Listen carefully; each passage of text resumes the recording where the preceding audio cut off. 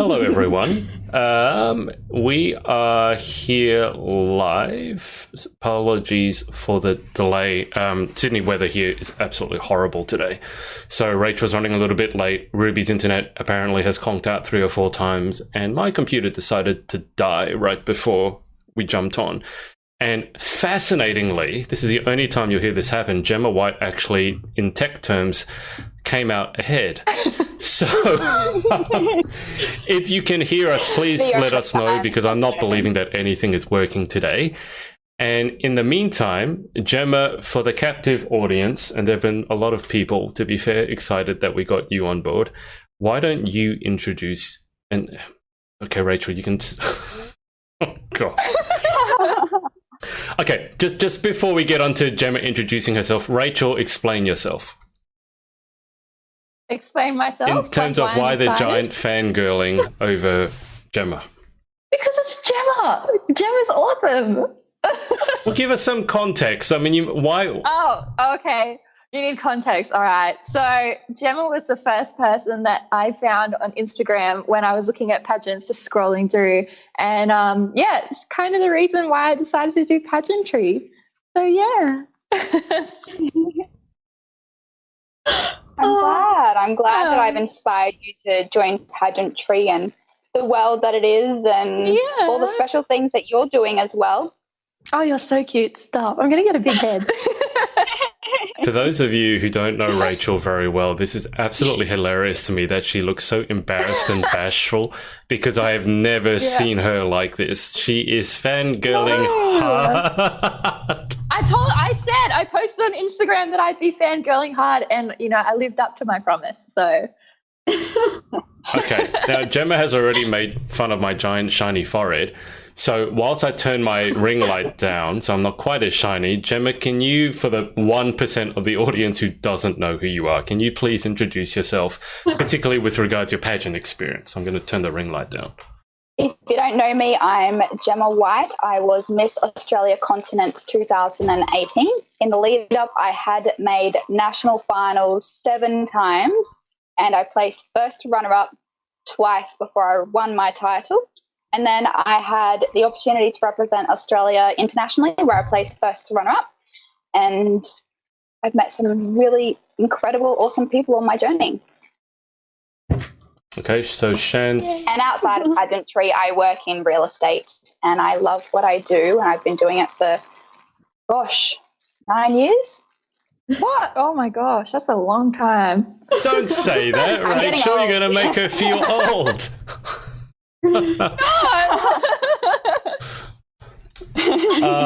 Okay, so Chantel has jumped on board. Chantel, who was with us on the first episode, she has said, "Yay, 4 of my favorite humans." She has also said, "Oh, you inspired me also, Gemma." See? I will say, I'm so glad to hear. back early this year, I did put up an Instagram, one of the, the Ask Me Anything tags, stickers, and I asked people just how they found me, and overwhelmingly it was all through Gemma. So I don't really know how that happened. There were a lot of people who found out about what I do through an interview with Gemma. I don't know if it, I mean, I've probably interviewed Gemma second only to Alicia Van Schoonhoven. I interviewed Alicia in the lead up to Galaxy, and she came first runner up at Galaxy International. So congratulations to her, by the way. And that means she gets to compete again next year, where I'm probably heading over as a judge. So I have to, in Chicago, we'll see how that goes. But I've interviewed Gemma more than a few times as well. But Catherine Adamson has said, "Have you powdered Adrian?" I already mentioned this. Okay, so... I give up. As I often say in interviews, if I'm doing an interview with a pageant queen and someone's looking at me, I'm doing it wrong. But Gemma, because I've put the link to your fundraiser, obviously, in the description. So guys, if you're looking at this during the live or looking at after and you see a link to the donation, Gemma's fundraiser, I'll get Gemma to explain what it's about, because it's not actually anything to do with pageantry, but it doesn't make it any less important. So Gemma, did you just want to give a brief overview as to what that's about? Yeah, so I've recently come on board as an ambassador for Crohn's and Colitis Australia. I've been battling with Crohn's since 2016. I had a really rough 2017, and this year has been another very challenging year. So I'm very excited to jump on board as a Live Fearless ambassador. They've got a challenge throughout September where I will be raising awareness and funds throughout the month, and really just sharing my journey and what I've been through. It's been 5.5 weeks since I've had a flare and clearly still counting. But other than that, it has been an incredibly challenging, probably about 8 last months. Gemma, can you just see if you can, I don't know if it's you, but someone's making a rustling sound. I think it might be you. Can you just move the microphone away from your hair a little bit? It's either you or Rachel. Yeah, it's rustling. That's why my hair's back a bit, because that happened to me before. Yeah, it's just rustling. I don't think it's Ruby, because Ruby is looking very fascinated at the moment. Ruby's going... I'm just like, is it me? I don't think so. Ruby's going very dark again as well.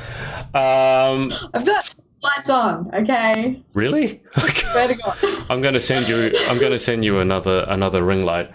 But yeah, Gemma I've known Gemma for a while, and she's certainly been through the ringer this year. It's been a challenging year. We always look for the best in what's happening, but sometimes it gets to the best of us. My year certainly has not really gone according to plan. I often say that if your life has gone according to plan for an entire year, please let me know, because you're not from the planet that I'm on. So I've actually, I know this is not really strictly on topic, but I've found that making really long-term plans in terms of a year, 5 years, 10 years, I do believe in setting a direction. But in terms of setting step-by-step goals for even a year ahead, it's almost just become laughable to me, because it feels like it's tempting fate to say, oh, you want that? Okay, so I'll take that away and I'll give you something else. And I think it's up to each and every one of us to see the opportunity in what we're given, rather than going, oh my God, I wanted this and you didn't give it to me. I don't know how you guys feel about that, but... No, it's true. I agree. You have a bit of a plan and a bit of a direction, but you have to be open to change, and lots of things happen, lots of hurdles along the journey as well. Okay, so I'm just going to go through the comments. Tammy Lynette has said, you are, and she's talking to Gemma here, you are someone that Tiara Fisher has watched closely and been inspired by also, with a sparkly love heart. Catherine, oh my God. Ruby, your mum has said Gemma is iconic. Yes. Yes. Agree. Can I remember. Can you explain more? I remember the first time we watched you on stage, and both Mum and I were like, "Oh my God, she's an angel!" Oh, that's so nice. So you are iconic. Everyone knows Gemma. Iconic. Gemma's like the pageant queen. Gemma asked what iconic means. Iconic means No, I just mean what you mean by iconic in the terms of pageantry. Well, let me put it this way to you. Being me. One of the other mothers said that Gemma is pageant royalty. It's Australian pageant royalty. Oh. That's so nice. Thank you. Well, it wasn't me that said it. I wouldn't say that. I don't know what to say to that. Well, I don't know either. I think I just left it as awkward silence. Okay. Moving on. I wouldn't want you to get too big ahead. Good idea. And Chantel has said to Gemma, what a fantastic ambassador you will be. So guys, the link that I put to Gemma's fundraiser, you can click on that even on the live stream now, and you can donate to that. But certainly autoimmune diseases, there are a lot of people in general, not just autoimmune diseases to be fair, who are going through a lot of things that they don't talk about. And frankly, I would encourage you to donate to those people, because there are a lot of people who shout about how horrible their life is and they're not going through anything. So I think it's the people who you don't actually know who are going through stuff that I personally would support most anyway. And before we get on to today's topic, which is how to deal with a negative pageantry experience, I haven't asked Rachel and Ruby. I haven't really introduced them. I assume most of you know them. But let's ask Rachel how her week has been, and she is going to China soon. So update us what's been going on since last episode. I've been getting costumes together. I've been, practicing and everything like that, making sure my flights are all good and everything. So that's been really good. It's been super busy. But yeah, I'm really looking forward to it. It's going to be a really interesting 2 weeks. Whereabouts in China are you flying to? So I will end up in a place called Zhongwei. In a place, it's a city. End up there.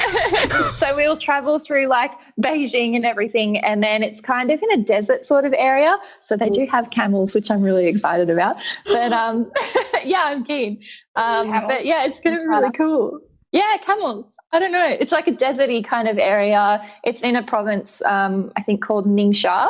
I don't really know that much about China geographically, so I'm looking forward to finding out more about that and meeting everybody, so it'll be fun.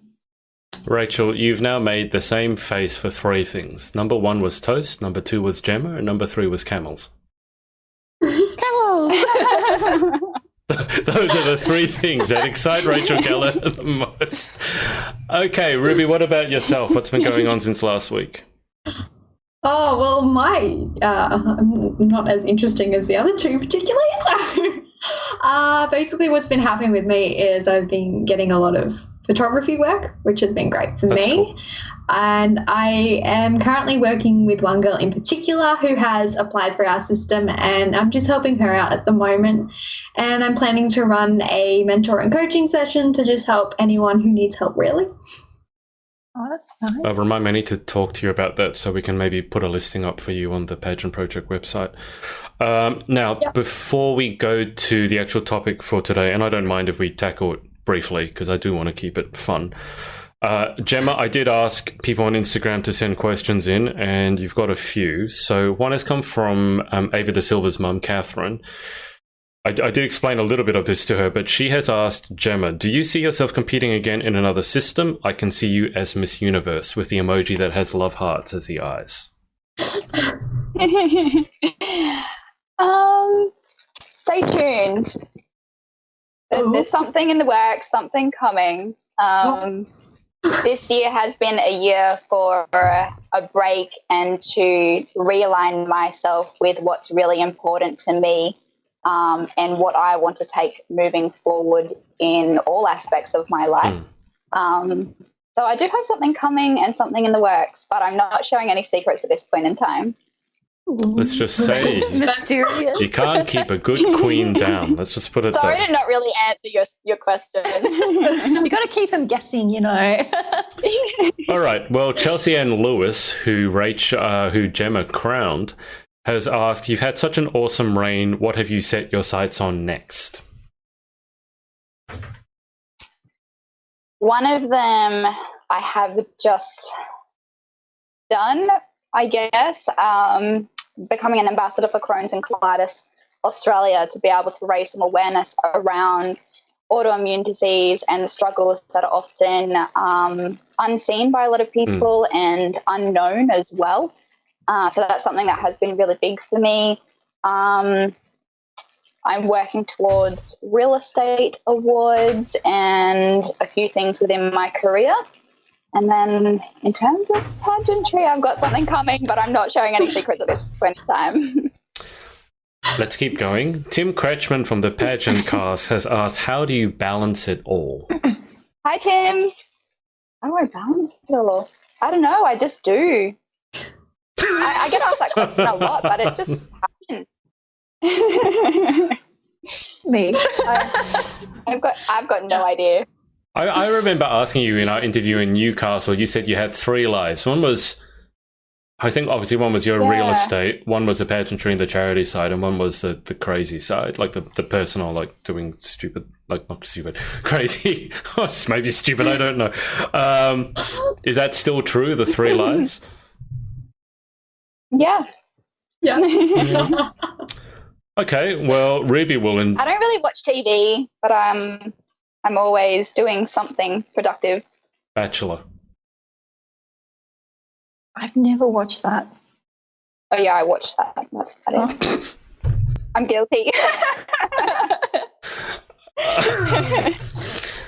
I I have not watched Bachelor and I've not watched Married at First Sight. Are those basically the same shows? Not really.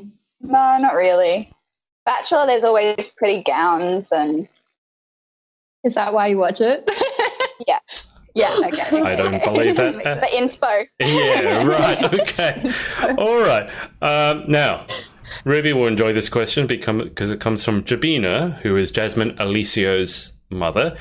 And she has asked, again, on the topic of pageantry, Gemma, do you think you could join the international family for 2020? Whoa.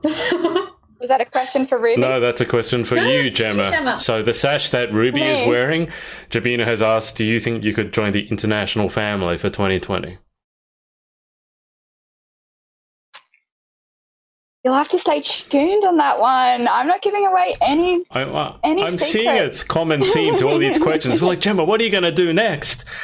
And Gemma's not going to give you an answer. Not yet, anyway. All right, so Ruby's mother has asked, have you always lived in Queensland? And if you didn't live there, where else would you choose to call home? I would call the Central Coast home. That's where I grew up, so an hour north of Sydney. And I lived there until I was 20. I did all of my primary school and high school years down on the Central Coast. And I moved to Brisbane when I turned 20. I literally was like, I'm going to move to Queensland. And 2 weeks and 5 days later, I was living in Brisbane with a job. I then backpacked around Europe for 6 months in 2014 before I moved to the Gold Coast. And now I call the Gold Coast home. Oh, I didn't know that. That's awesome. I feel like your life is more put together than mine. Me too. I'm also older. You've got a few more years ahead, Rube. Having said that, I do think it also says a lot about Gemma that she made a decision and then 2 weeks later she was in another state with a job. That, regardless of age, is very impressive. Now, just to bring you up to speed, and then we'll get on to our topic for today, Chantel has said that Ruby is the legend behind the lens. Chantel has also said, "Yes, Miss Universe." Yes. Do it. Thank you, Rachel, for that. Blaze DeVos has said Gemma with stars in her eyes. Alexis Gale Ellis has said hi. Jazzy Grace Alessio has said yes, please come and join our families. So she wants Gemma to join the international family. Yeah. And Alexis Gale has asked what you think of having LGBTQ in pageants. Alexis, I don't know, and guys, feel free to join in on this. I don't know what country you're from. Here in Australia, we'll say that we do have LGBTQ specifically in pageantry. Do I think it's overrepresented or underrepresented? I'm not qualified to say, but I haven't seen enough of it to be honest. But I do know that it exists here in Australia, and I think just suffice to say, my overall opinion is I think everyone deserves a chance. So if the pageants that exist for that, that's great. If not, that's a shame. But then on the other hand, everyone has their own lane. So I'm not going to, for example, say that a certain system should accept someone that they don't want to. That's their business. So, Rach, Ruby, or Gemma, if you want to weigh in on that, then go right ahead. Yeah, I completely agree with you. It. Yeah. I don't really know enough about it. I know that there are LGBTQ pageants, but I haven't really seen one. I've heard about them, but I haven't seen them. So. Yeah. And for example, Anthony Wayne, who I've only met once in person. Actually, I think it might have been at Ruby's pageant. It was either Ruby's pageant or it was at Continents last year. But like, I love Anthony. I respect him a lot. He's done a lot of great work, and he is part of that community. And he was in Mr. Diamond, to give you an example. So I almost see it as a non-issue, only in terms of if you're part of that community, great, come on board. But in terms of representation, over-representation, under-representation, I don't think I'm qualified to say, and I think it would depend from country to country. Okay, I am just going to Okay, Alexis says thank you for the answer. I'm grateful for your answer. All right, just one more question from Tammy, and this is probably more for Ruby. A lot of I guess not respectful, but respectable pageant girls are doing the international system and sing its praises. She's asked, why so, may I ask? So Ruby, why don't you take this one? Well, as I said on, I think, our last stream, is our director is extremely transparent. And for her, the biggest thing for her is, how can I make your experience the best it can possibly be? I don't care what I have to put into it, but I will do the best to make sure that you get the best from this experience. And that's something that I personally admire. I mean, I wouldn't have come back if I didn't enjoy the system. Yeah. Well, I think it says a lot that anyone would go into the same system twice. I think it's one of the best things to look at is, are the queens actually returning? Because if the contestants aren't returning, then I think something is very wrong. So I hope that answers your question. God, opens your answer. Okay, let me leave the questions alone for a second so I can actually concentrate. So the topic that we're going to deal with today was how to deal with a negative pageantry experience, because yes, OMG, it actually exists. Now, where do you begin with this? I think a negative pageantry experience will define it. It can be anything from being a little bit upset that you didn't win, up to everything and including that it was fixed and your position. And just so people are clear that I'm not being negative, these are things that I know have been told to me that have happened. Things like being a finalist and your position has been bought out by someone else, or having your national director buy a lot of things for you, having to buy a lot of things for your national director and then never being reimbursed. So I am fully aware that negative experiences do happen in pageantry. And I think if you're going to tell me they don't, then I think you are either naive, you've turned a blind eye to it, or you're very new and you just haven't seen it yet. And I do hope that you don't see it. But I don't want you to be naively positive. I want you to be prepared for what might happen. So given that that's the approach that I wanted to take, Gemma, I know that you said that you did a bunch of show notes, things that you wanted to talk about. So being our guest, did you want to lead off the topic? Yeah, I think it really comes back to the topic that was discussed last week and choosing the right system for you. I think it's really imperative to research heavily into the system that you're looking to apply for, because there really is a system out there for everyone, and that can either make or break a good or bad experience for you. The people behind it can really make or break your experience as well. And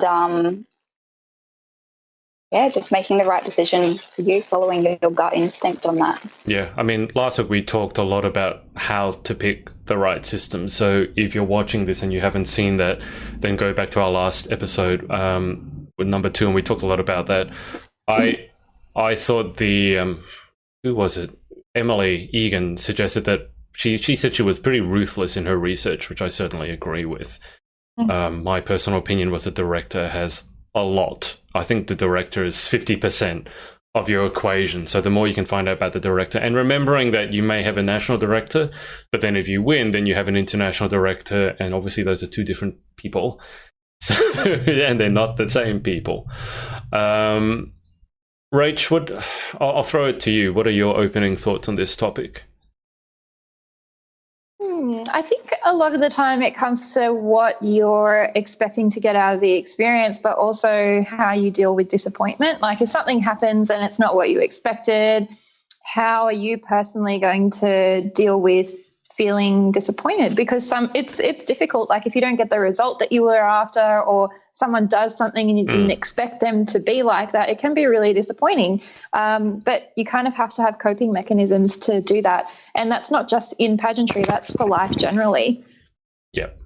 I was actually going to say that I think dealing with a negative pageantry experience is no different to dealing with a negative experience just in general in life. Ruby, what about yourself?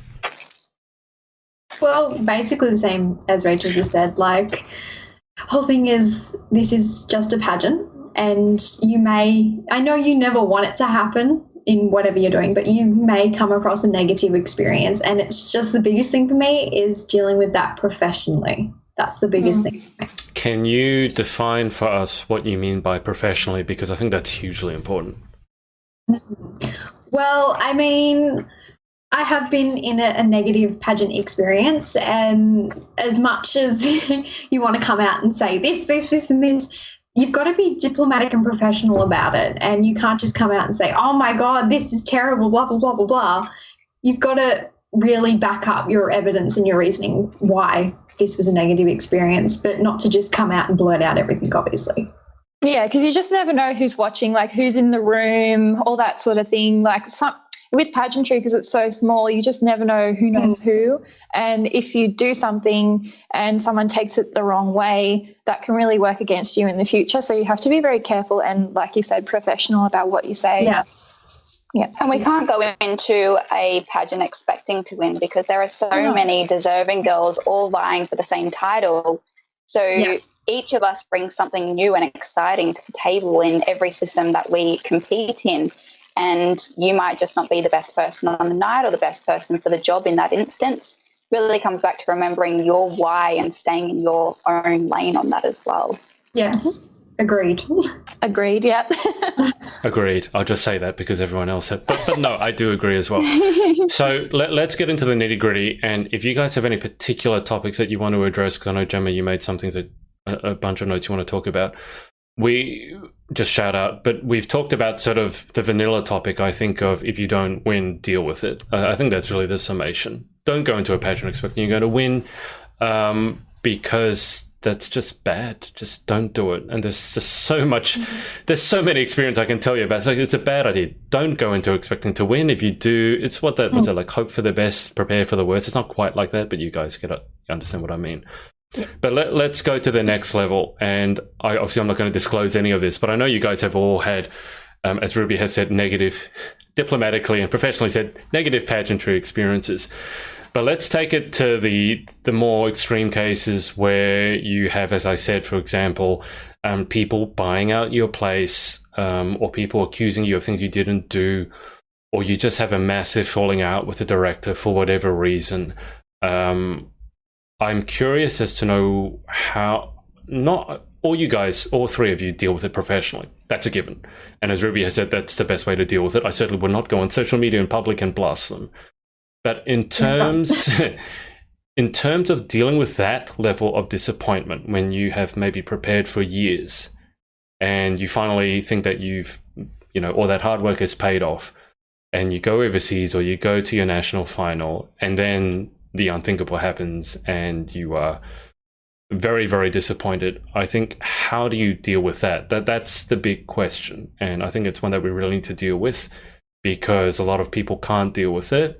But that's what we're here to talk about. So I'll throw it to Gemma first, just because I know she's given some thought to this topic. So in terms of dealing with that, really the nth degree of, okay, this is a properly bad experience, what tips would you give to people to deal with that?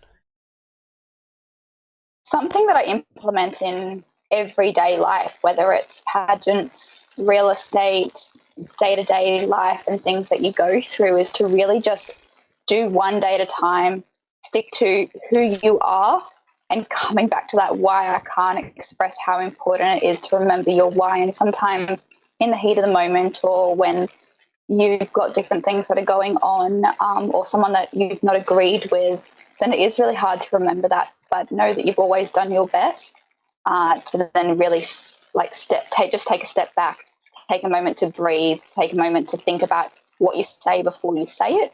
And that's something that I was taught from a really young age, is think about what you're saying before you say it, because you want to make sure that, again, being professional in every aspect of your life, because you don't know who's in the room, you don't know who's listening. And if you take a step back as to who you are as a person and what you wanted to bring as either a title holder or as a finalist,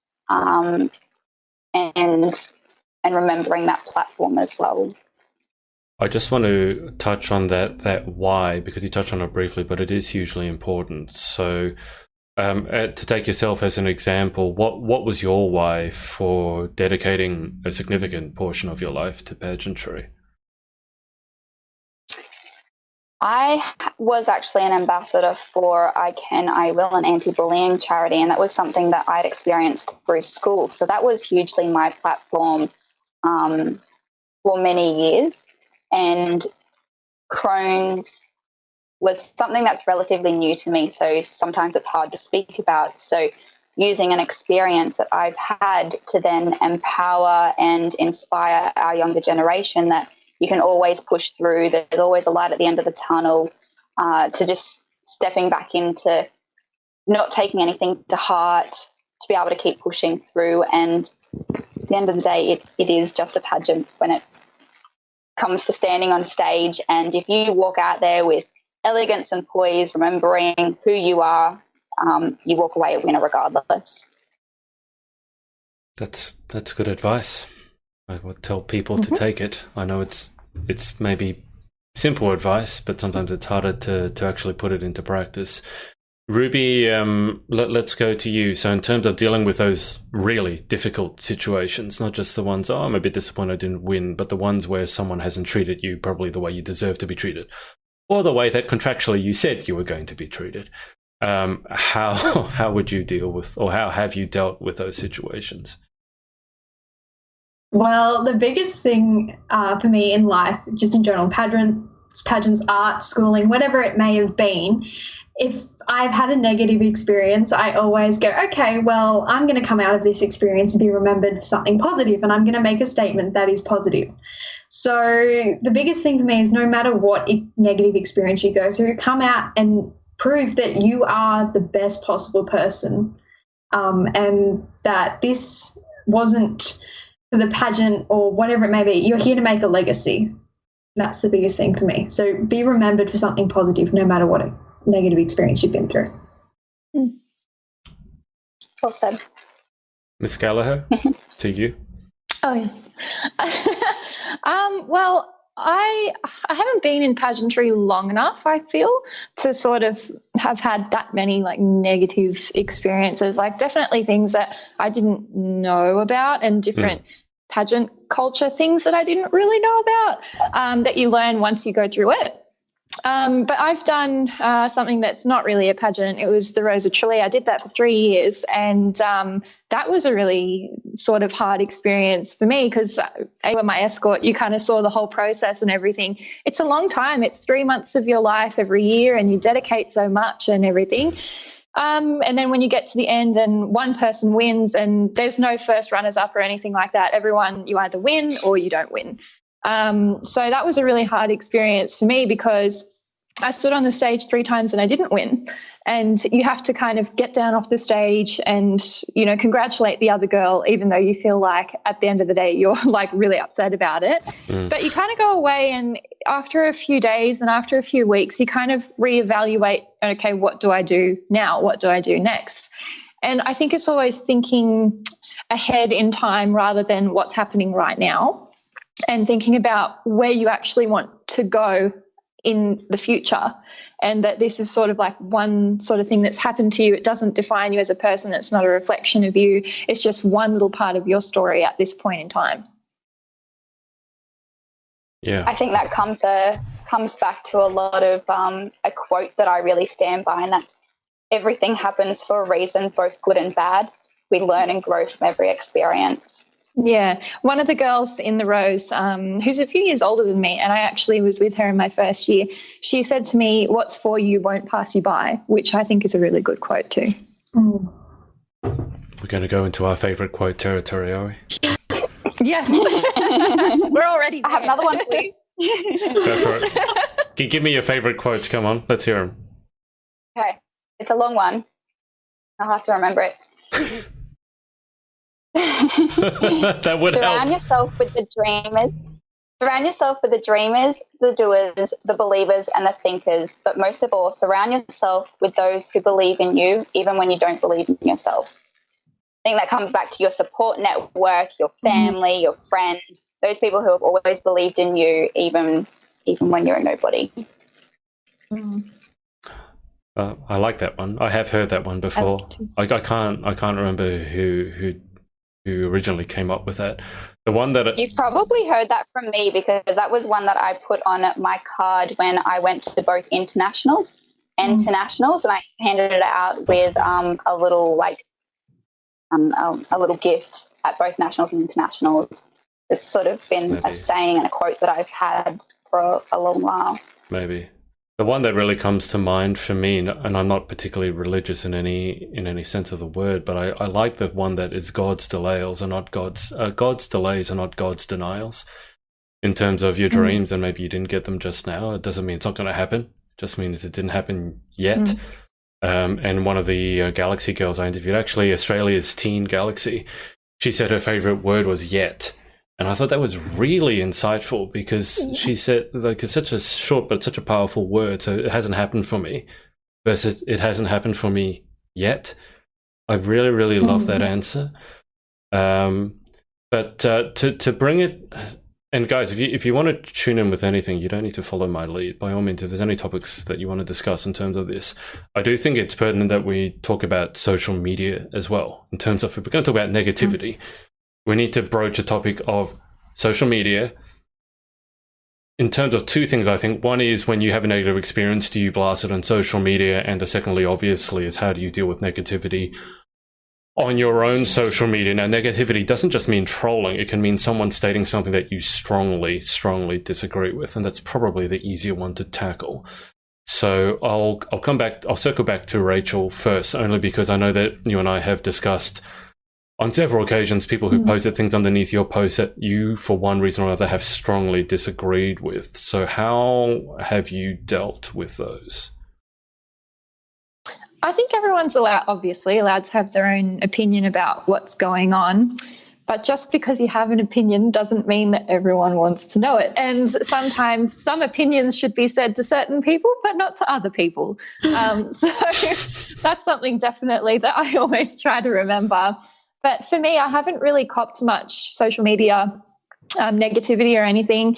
It's funny, like I always think it's funny that, you know, people who might be sitting on your Instagram stories or your Facebook stories, that you know who supports you and who doesn't. And it's sometimes very clear who does and who doesn't, but it's always very interesting to see who lurks on the stories. I think that's really funny.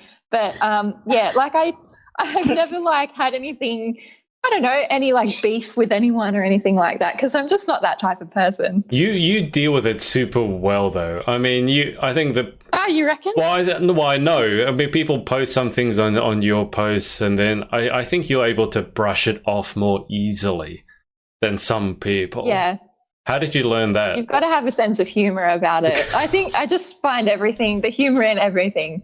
So I think if you have a really good sense of humor and you can see kind of the farcity of it, that it's, I don't know, it's sometimes kind of like a sitcom. My life is like a sitcom. And it's always a reflection of them, not a reflection of you. Exactly, yeah. So it's what they're feeling at that time, and it's not necessarily reflective of who you are as a person or who they are even. So, yeah. Yeah.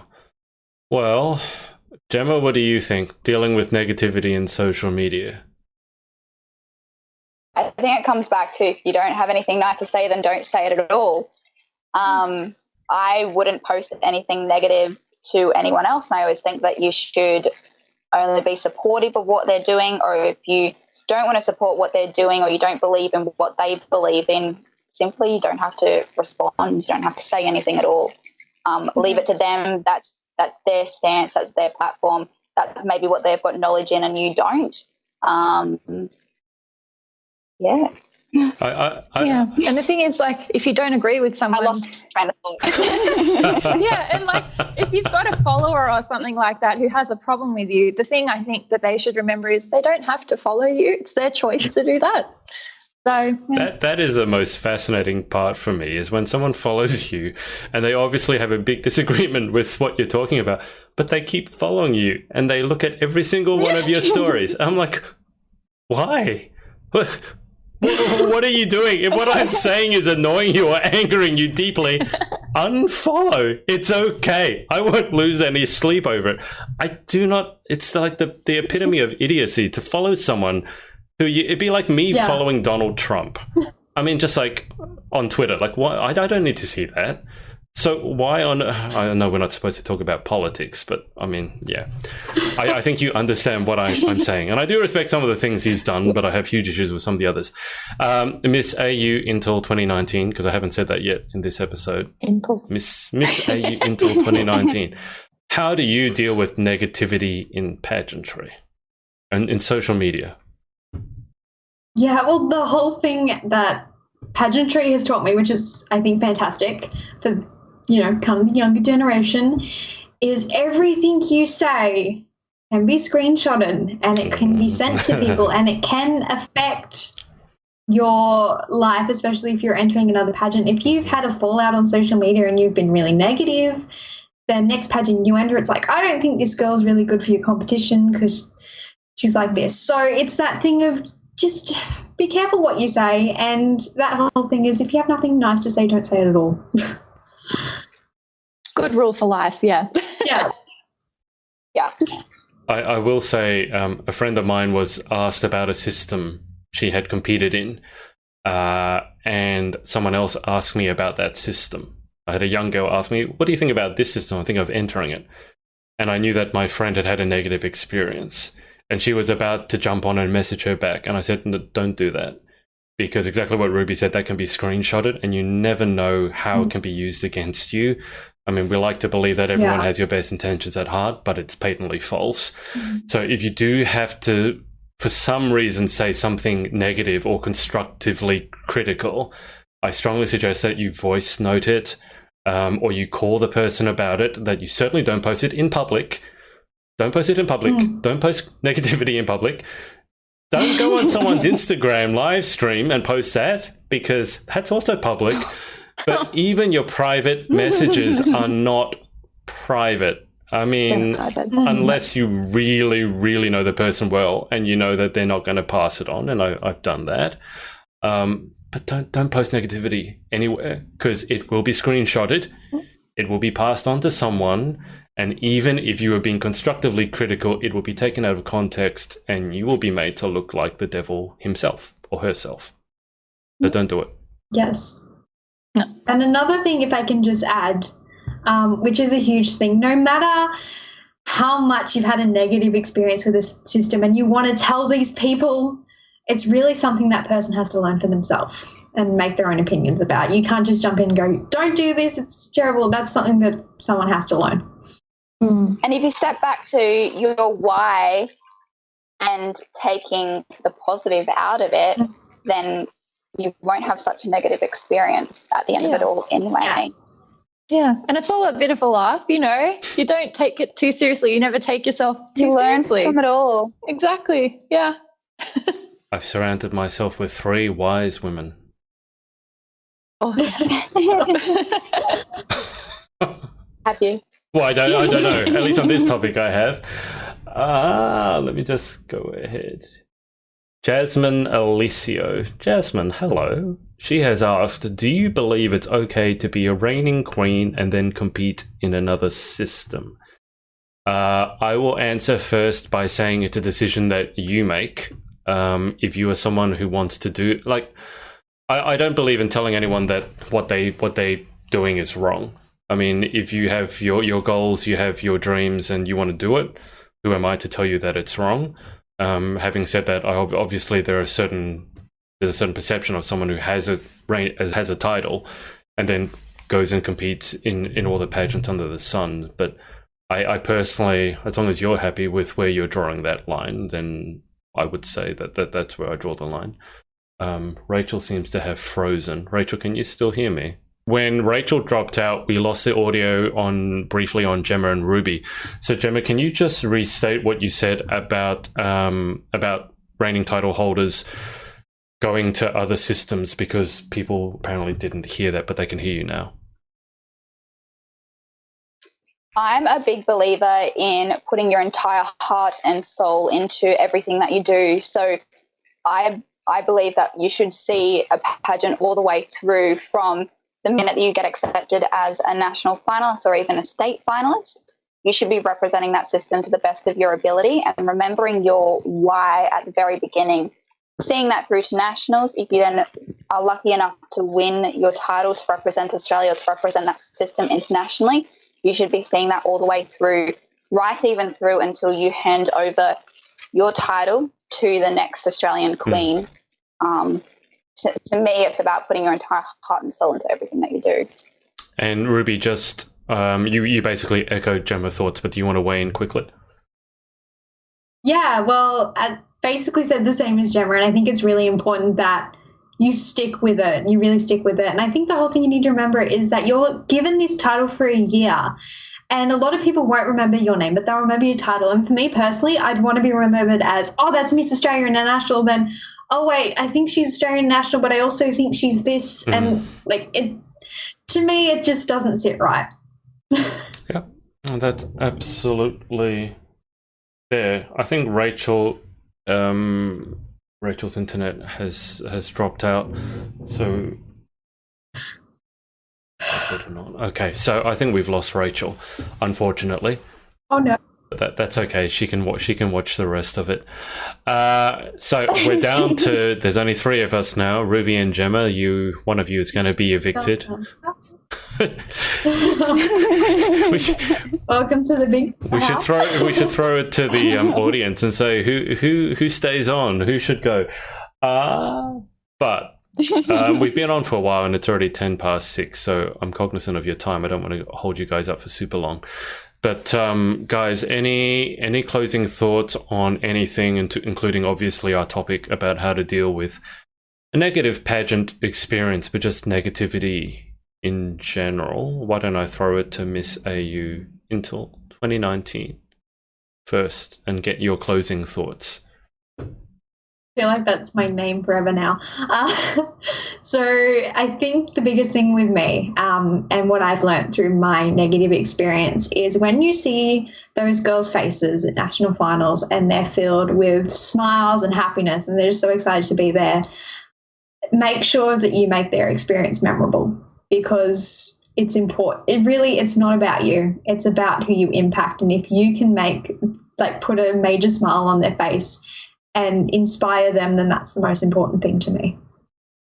And not only the girls who are maybe coming through the system behind you in order to take over your place to represent Australia, but also the generations to come and the young girls or women, people that look up to you and what you do, because each of us brings something unique and special to the table.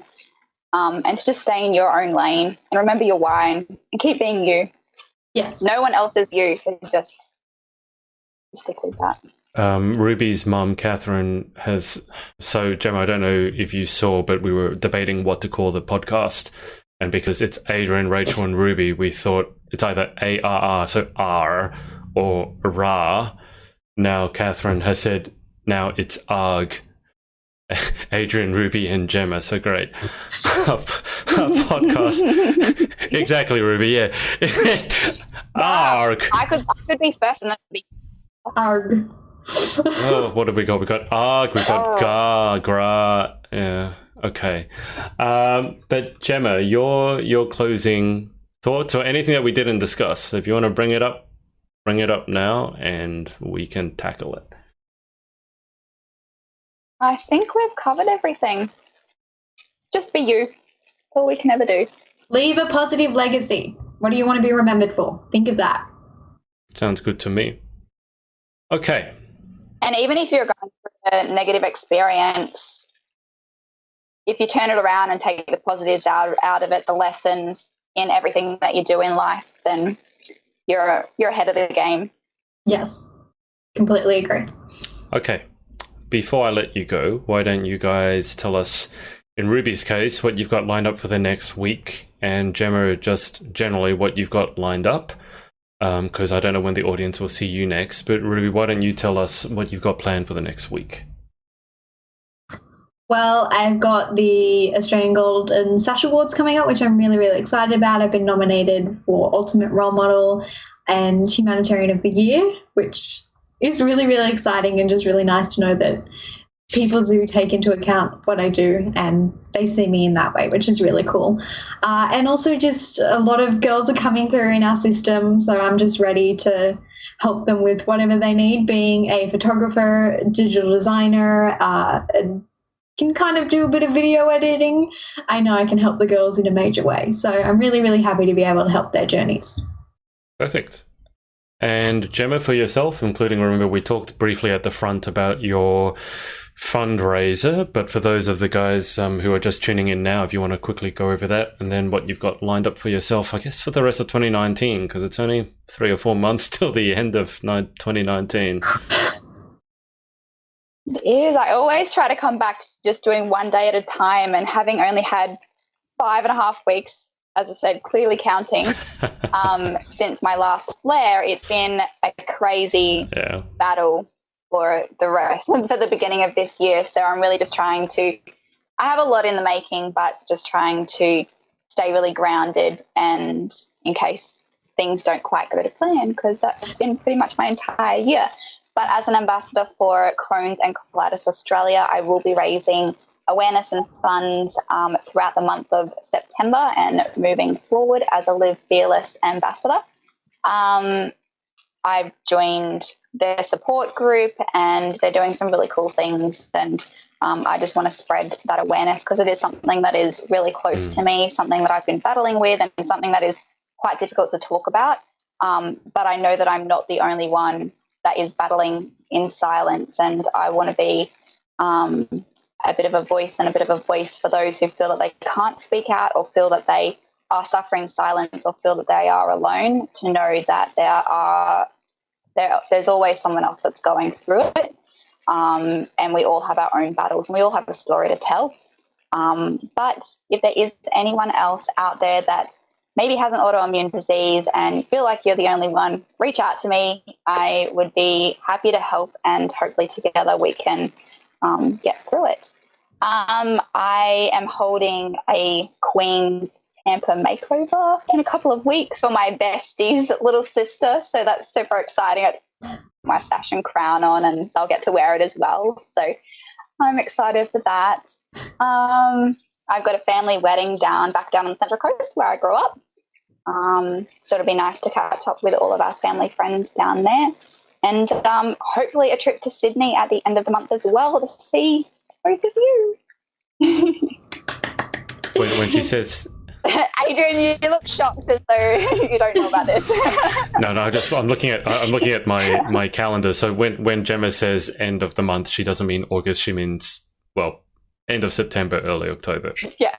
Just think. Yeah. Gemma, I will tell you, this is not just to blow smoke at you. The number of people, when I've mentioned that you might be coming down to Sydney, the number of people who are super excited about it, even though you may not get to meet all of them and see all of them, it's a little bit off the charts. So, yeah.